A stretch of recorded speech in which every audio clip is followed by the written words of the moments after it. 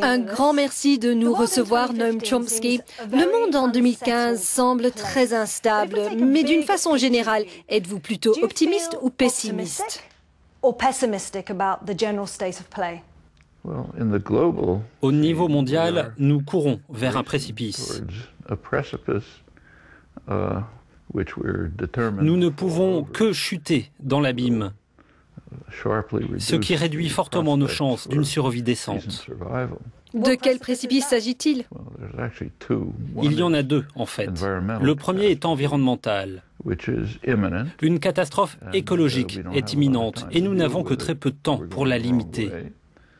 Nous allons dans le mauvais sens. L'autre date de 70 ans. C'est la menace d'une guerre nucléaire. Une menace qui est en fait toujours croissante. Si vous regardez bien ce dossier, c'est un miracle que nous ayons survécu. Voyons les questions environnementales d'abord. Nous avons demandé aux internautes sur les réseaux sociaux de nous envoyer des questions et nous en avons reçu des milliers, comme cette question de Enoa Agoli qui demande « Quand vous analysez la question de l'environnement avec le regard d'un philosophe, que pensez-vous du changement climatique ?» L'espèce humaine est vieille d'environ 100 000 ans et elle est maintenant face à un tournant de son histoire. Cette espèce est dans une position où elle va bientôt décider, d'ici quelques générations, si l'expérimentation de la vie dite intelligente peut continuer ou si nous sommes déterminés à la détruire.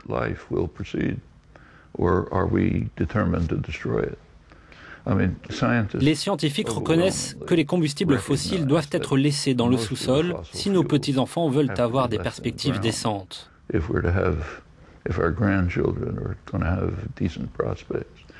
Mais les structures institutionnelles de notre société font pression pour essayer d'extraire la moindre goutte.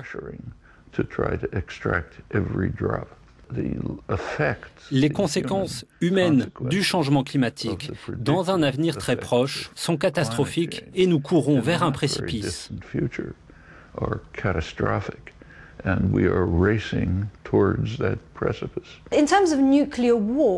En termes de guerre nucléaire, nous savons tous maintenant que l'Iran a conclu un accord préliminaire. Est-ce que cela ne vous donne pas l'espoir que le monde puisse être un endroit plus sûr?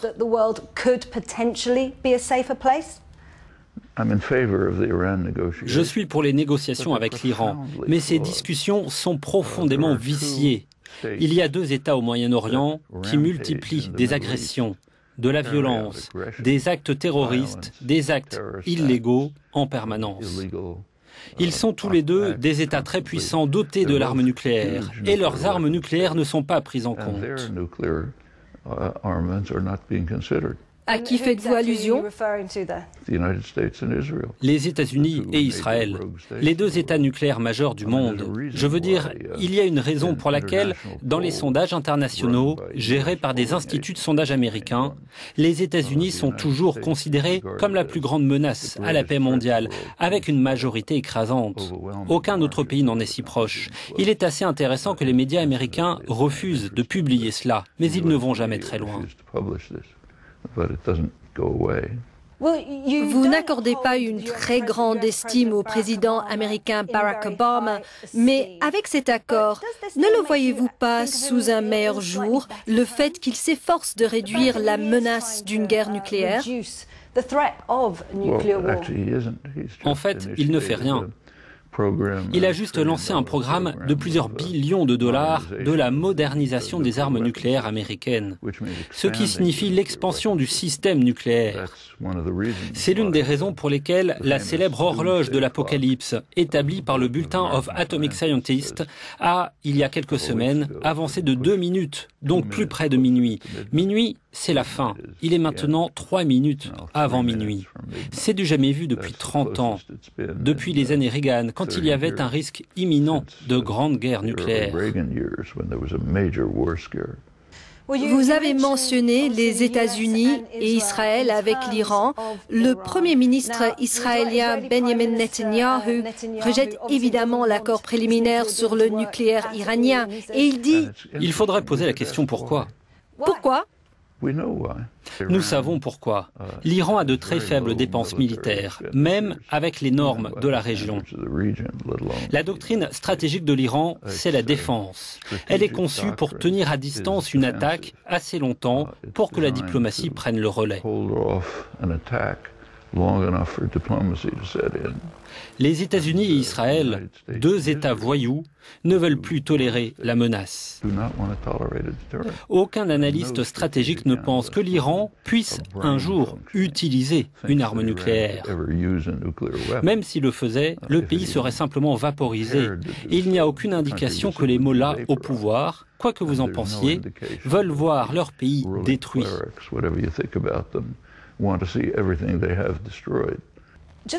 Encore une question sur ce problème par l'intermédiaire des réseaux sociaux de Morton Anderson qui demande « Croyez-vous que les États-Unis puissent un jour parvenir à un accord qui serait dangereux pour Israël ?» Les États-Unis mènent en permanence des actions qui sont dangereuses pour Israël, très sérieusement, tout en faisant croire qu'ils soutiennent la politique israélienne. Dans les 40 dernières années, la plus grande menace pour Israël a été sa propre politique. Si vous regardez l'histoire en arrière, en 1970, Israël était l'un des pays les plus respectés et les plus admirés du monde. Il y avait beaucoup d'attitudes favorables. Il est maintenant l'un des pays les plus détestés et craints dans le monde. Au début des années 70, Israël a pris une décision. Ils avaient le choix et ils ont préféré l'expansion à la sécurité avec des conséquences très dangereuses. C'était déjà évident à l'époque. Je l'ai écrit et d'autres personnes l'ont fait. Si vous préférez l'expansion à la sécurité, cela conduit à une dégénérescence interne. Cela amène de la colère, de l'opposition, l'isolement et la destruction ultime, éventuellement.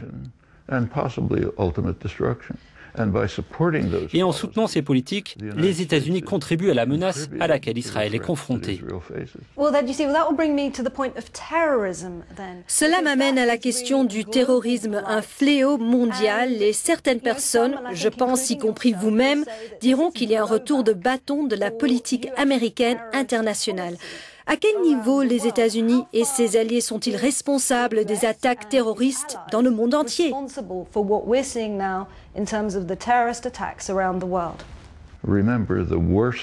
La pire campagne terroriste dans le monde est de loin celle qui est orchestrée à Washington même. C'est une campagne mondiale d'assassinat. Il n'y a jamais eu de campagne terroriste de cette échelle. Quand vous parlez de campagne globale d'assassinat? La campagne de drones, c'est exactement cela. Sur de grandes parties du monde, les États-Unis, publiquement, ouvertement, il n'y a rien de secret dans ce que je dis. Nous le savons tous. Les États-Unis réalisent une campagne d'assassinat de personnes suspectées de nuire un jour au gouvernement américain.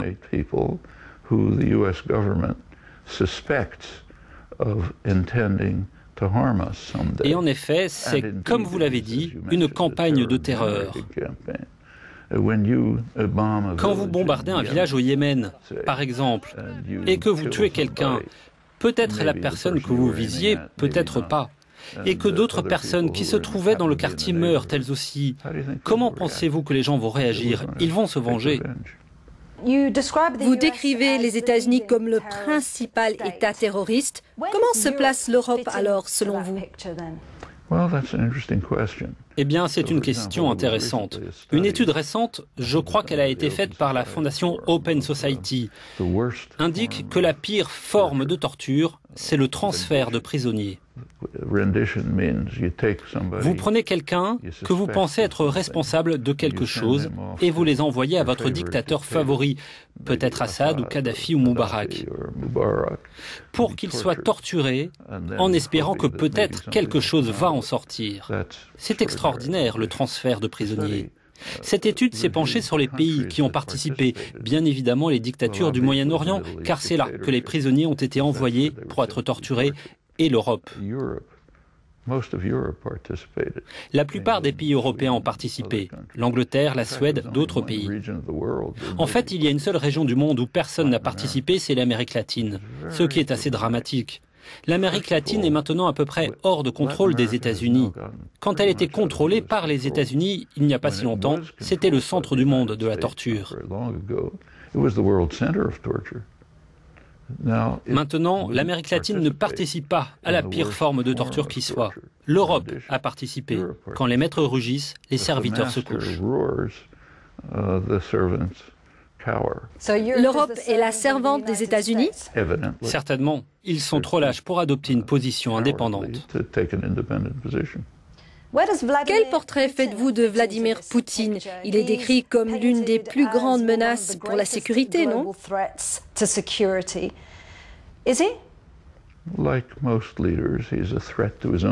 Comme la plupart des dirigeants, il est une menace pour sa propre population. Il a décidé des actions illégales, évidemment, mais le décrire comme un monstre fou qui souffre d'une maladie du cerveau et qui est atteint d'Alzheimer, une créature maléfique, c'est un standard de fanatisme orwellien.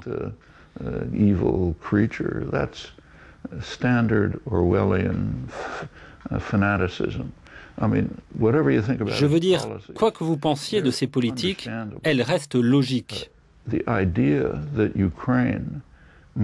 L'idée que l'Ukraine puisse rejoindre une alliance militaire occidentale serait inacceptable pour tout dirigeant russe. Cela remonte à 1990, quand l'Union soviétique s'est effondrée. Il y avait déjà à cette époque la question de ce qui se passerait avec l'OTAN. Gorbatchev a accepté l'idée que l'Allemagne soit unifiée et puisse rejoindre l'OTAN. C'était une concession assez remarquable avec un quid pro quo. Que l'OTAN ne s'étende pas d'un pouce vers l'Est, c'est l'expression qui a été utilisée. Donc la Russie est tombée dans une provocation. Eh bien, qu'est-ce qui est arrivé? L'OTAN s'est déplacée jusqu'en Allemagne de l'Est. Puis Clinton a étendu la prépondérance de l'OTAN jusqu'aux frontières de la Russie. Maintenant, le nouveau gouvernement ukrainien, après le renversement du précédent, a voté à 300 voix contre 8 ou quelque chose comme cela, la résolution pour rejoindre l'OTAN. Mais vous pouvez comprendre pourquoi ils veulent adhérer à l'OTAN, que pour le gouvernement de Petro Poroshenko, ce serait assurer la protection de leur pays. Non, ce n'est pas une protection. La Crimée a été prise après le renversement du gouvernement, n'est-ce pas? Personne ne protège l'Ukraine. Tout cela menace l'Ukraine d'une guerre majeure. Vouloir rejoindre l'OTAN n'est pas une protection. Le fait est que cela représente une menace stratégique sérieuse pour la Russie, quel que soit son dirigeant. C'est bien connu maintenant. Si nous regardons la situation en Europe maintenant, il y a aussi un autre phénomène intéressant qui se déroule. Nous voyons la Grèce se rapprocher potentiellement de l'Est avec le gouvernement Syriza. Nous voyons aussi Podemos qui est en train de gagner le pouvoir en Espagne, ainsi qu'en Hongrie. Pensez-vous qu'il y a une possibilité que l'Europe se rapproche des intérêts russes ? Jetez un œil à ce qu'il se passe. En Hongrie, la situation est totalement différente. Syriza est arrivé au pouvoir sur la base d'une vague populaire qui montre que la Grèce ne veut plus se soumettre aux politiques de Bruxelles et aux banques allemandes qui détruisent le pays.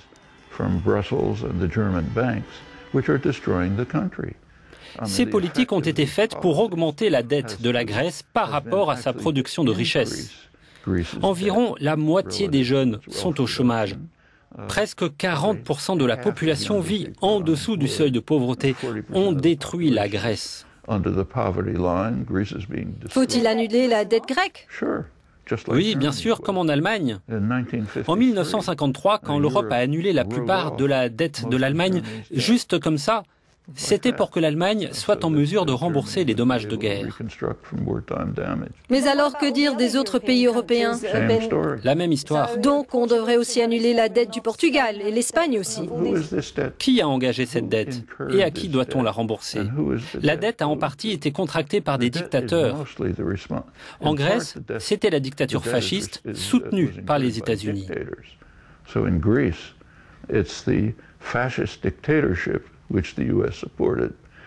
La dette, je pense, était plus brutale que les dictatures. C'est ce que l'on appelle en droit international une dette odieuse, qui ne doit pas être payée. Et c'est un principe introduit dans le droit international par les États-Unis quand il était dans leur intérêt de le faire. Une grande partie du reste de la dette, ce qu'on appelle les paiements à la Grèce, sont des paiements aux banques allemandes et françaises qui ont décidé de faire des prêts très risqués avec de faibles taux d'intérêt et qui sont maintenant confrontés au fait qu'ils ne peuvent être remboursés.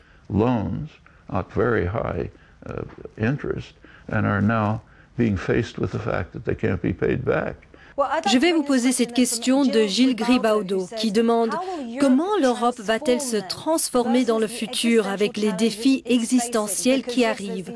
Parce qu'il y a la crise économique, il y a aussi une montée du nationalisme, certaines lignes de failles culturelles qui ont été créées à travers l'Europe.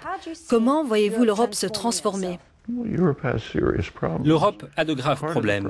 Certains sont le résultat de politiques économiques conçues par les bureaucrates de Bruxelles, la Commission européenne et ainsi de suite, sous la pression de l'OTAN et des grandes banques, surtout celles de l'Allemagne.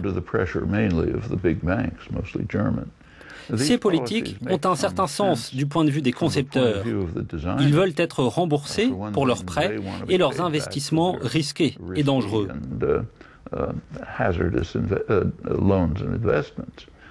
Mais ces politiques érodent l'État-providence qu'ils n'ont jamais vraiment aimé. L'État-providence est l'une de ces contributions majeures de l'Europe à la société moderne. Mais les riches, les puissants ne l'ont jamais apprécié. Il y a un autre problème en Europe. Elle est extrêmement raciste.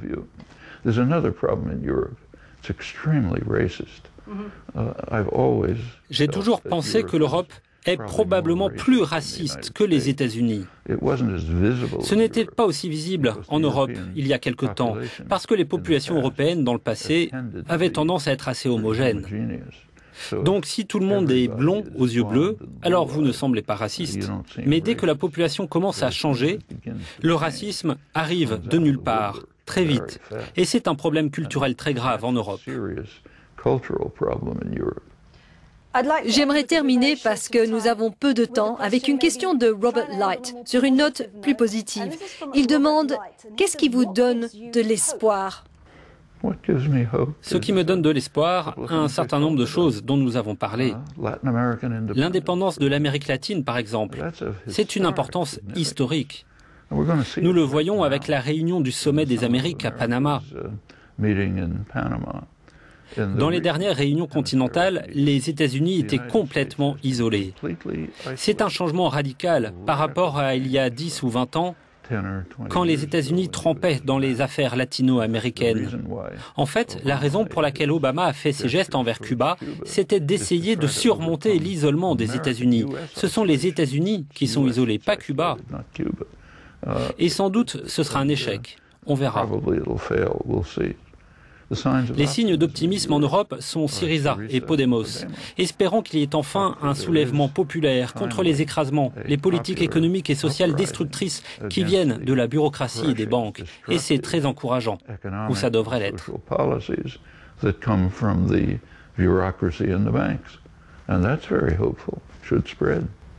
Noam Chomsky, many thanks for being with me.